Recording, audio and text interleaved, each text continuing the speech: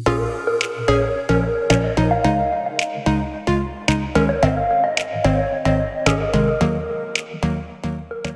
guys, and welcome back to my channel, Appalachian Home Co. In today's video, we are going to be doing these print and cut heat transfers. These are super simple to make. We're going to be using our Ecosolvent printer that I just converted if you saw my last video. And I'm also going to show you all the other materials that you're going to need to get started making these transfers. Here are all the materials that we're going to be using today. I'm using the Epson ET15000 printer converted for Ecosolvent ink. I'm also using the Siser ColorPrint Easy Printable HTV. Now this I got from Heat Transfer Warehouse, and I'll also be using the FriscoCraft transfer tape for pattern heat transfer vinyl. This I got from Amazon. You want to make sure to use the heat transfer vinyl transfer tape. I'm also using the Cricut machine. You can use any Cricut machine. I'm using the Maker 3, and you'll also need some kind of mat. A standard grip mat will probably be best. I'm using the strong grip mat just because all of my other mats have lost all their stickiness, so that is why I'm using that mat today. So now I'm going to quickly show you how to set up your images in Design Space. I've already uploaded the files into my program. I'm just going to add those to the canvas. You'll probably have to resize those down because they usually come in pretty large. So there's two different ways I'm going to set these images up. The first way is to actually create an offset around the image. You can see this image has some little paint marks in it. I don't want those cut out, so I'm just going to create an offset 0.08 inches wide. And after I create the offset, I'm going to change the color to white, and that is going to allow Cricut to cut out a white border around my original image. Next, I'm going to select both the image and the offset and flatten those to keep Cricut from cutting out all the little pieces inside of my image. Now over here on the right of the screen, it's showing a red exclamation mark, and that means my image is too big for print and cut. You can now change your page size in Design Space for print and cut. Since I'm using a larger printer, I do have the A4 page size selected, but if you're using an 8.5 by 11 inch printer, then your area is only going to be 6.75 by 9.25 inches. But again, I'm using the larger printer, so my area is actually going to be a little larger. So what I'm going to do, I'm just going to change the width of my image to, or the height of my image to 6.51 inches. That is the max I can print out for this image. Now for the second image, I'm not going to create an offset. I am just going to resize this down to the allowable height and width of print and cut, which for my page size is 6.51 inches wide. And now I'm ready to send these to Cricut. You can see here, if you hover over your image, this little square is going to show you the outline of your cut. And once those are correct, you're ready to send this to your printer.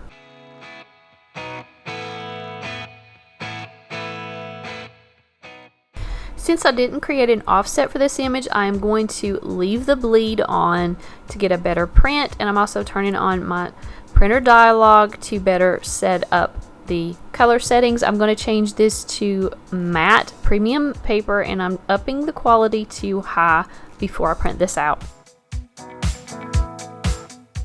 So this specific heat transfer vinyl does come in a roll, and it is 14 inches tall. So what I'm going to do, I'm just going to cut out a sheet that is 8.5 by 14 inches, and that's going to fit in my printer. Now I can make this a larger sheet, but since my image is pretty small, I'm just going to cut it 8.5 by 14, and whatever I don't use on this one, I can cut off and use for the next one.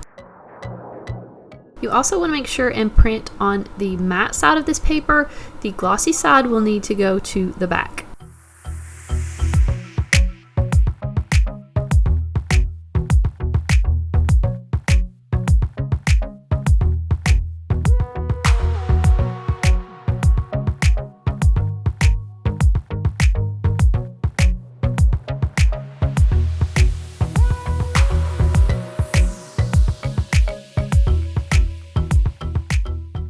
Now I'm ready to go ahead and place this on the mat and send it through Cricut. The ink is dry, but I'm just going to press that down onto the mat and load the mat into the machine. You want to make sure the image is on your mat exactly as it's showing on your Design Space screen.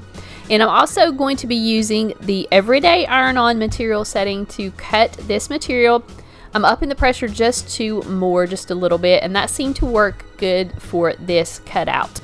Now I'm kind of going fast through the cutout of this material. If you're brand new to print and cut and you've never done this before, I have a video at the top of your screen. You will see a link to that video. It goes step by step, very slowly, everything you need to do to set up and print and cut. But I've done that video so many times, and I've done this so many times with so many different materials, I didn't think it was necessary to go through slowly step by step. But if you are a beginner, you can definitely check that video out. Now I'm going to print out the other heat transfer, and this one has the offset. So in this print setup, I'm going to turn off that bleed. I don't need my colors to bleed.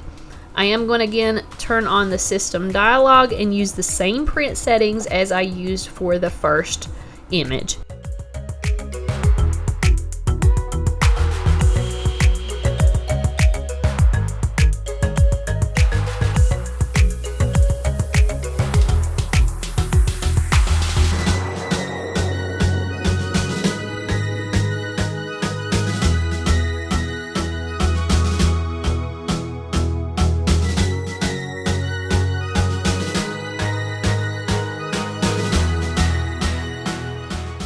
Now I'm going to go ahead and cut that excess off of my design. I'm going to use the blank piece for a smaller project later, and you can see how easily this weeds off, and it just came off like butter, so it's super easy to weed.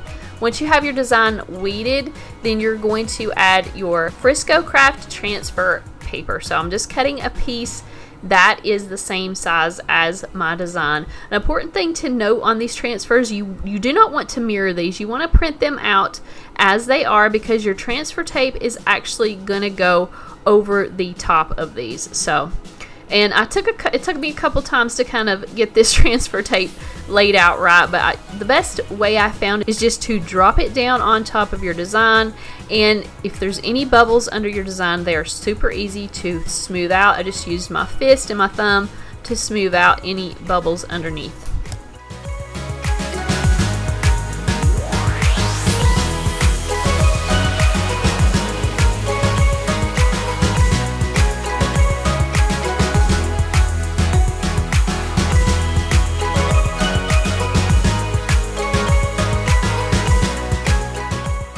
And now you have your first transfer ready to press or sell. If you want to sell this, this is an also be a good idea to put on an Etsy shop or your website.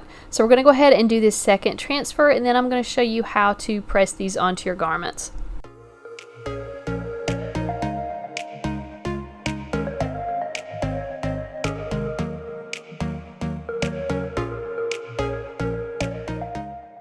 If any of your little pieces pull up, they're super easy just to place back down on the sticky backing that is underneath this heat transfer vinyl. So some of these little parts did come up. I just placed those back down with my fingers and my little tweezers.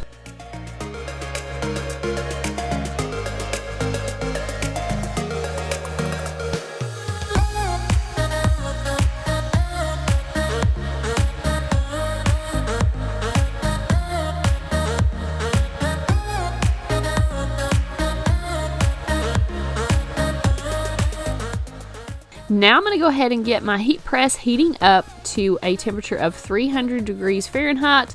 On the CPU Easy, there is directions on how to press this, so we'll be pressing this at 300 degrees for 15 seconds. I'm going to go ahead and pre-press my t-shirts. This is just a Gildan brand t-shirt in the youth size, and it is in the color black.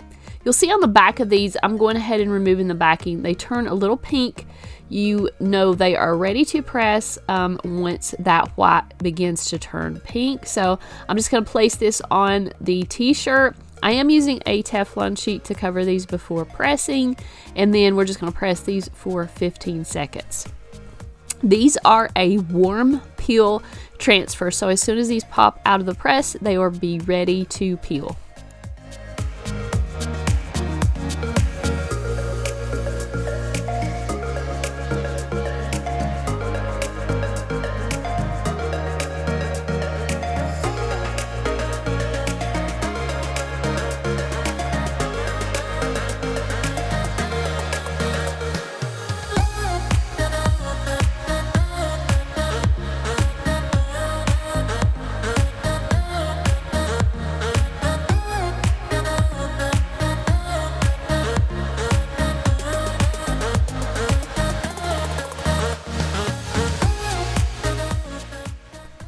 I love how vibrant these colors turned out. Even after pressing, these are just still so vibrant and the colors just pop off of the material. Also love the option that you can actually leave these as transfers and sell them or store them to use later. One thing you do need to remember with these transfers, they are waterproof, but you do want to keep these away from alcohol because that can make the colors bleed. But I hope you guys enjoyed this video and found it helpful. If you have any questions, you can leave them in the comments. If you're not subscribed, I hope you will subscribe to get notified of my upcoming videos. Thank you guys again for watching, and I'll see you in the next one.